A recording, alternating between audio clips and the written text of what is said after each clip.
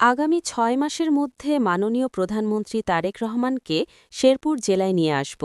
মাননীয় প্রধানমন্ত্রীর মাধ্যমে শেরপুর জেলার সার্বিক উন্নয়ন করাব। আমাদের শেরপুরে একটি মেডিকেল কলেজ হাসপাতাল, একটি বিশ্ববিদ্যালয় ও রেললাইন আমাদের দীর্ঘদিনের দাবি। মাননীয় প্রধানমন্ত্রী আমাদের দাবি অবশ্যই রাখবেন।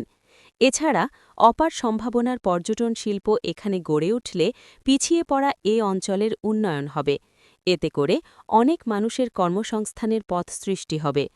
আমাদের পাহাড়ি জনপদে হাতি মানুষের দ্বন্দ্ব নিরসনে প্রয়োজনীয় ব্যবস্থা গ্রহণ করা হবে। এ সময় তিনি বাংলাদেশ জামায়াতে ইসলামী সম্পর্কে বলেন, ১২ ফেব্রুয়ারি নির্বাসনের পূর্বে এদেশের ধর্মপ্রাণ মানুষ ও সহজ সরল মহিলাদের কোরআনের কথা, তালিমের কথা ও বেহেশতের কথা বলে বিভ্রান্ত করার চেষ্টা করছে। গতকাল বিকালে শ্রীবর্দী সরকারি কলেজ মাঠে উপজেলা বিএনপির সাবেক সভাপতি ও আহ্বায়ক আব্দুর রহিম দুলালের সভাপতিত্বে তিনি এসব কথা বলেন। এ সময় বিএনপি ও সহযোগী সংগঠনের কয়েক সহস্রাধিক নেতাকর্মী উপস্থিত ছিলেন।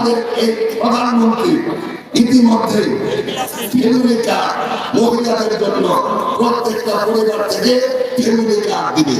এই ফ্যামিলি কার্ডের মাধ্যমে আমাদের প্রত্যেকটা পরিবার মায়েরা ২,৫০০ করে টাকা মাসে পাবে।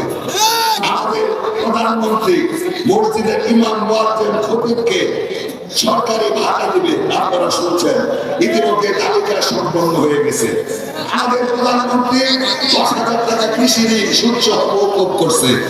সম্মানিত এলাকাবাসী, তাই আমাদের প্রধানমন্ত্রীর প্রতিশ্রুতি বাস্তবায়ন করতে হলে এই শেরপুর ৩ আসনে ধানের শীষের পক্ষে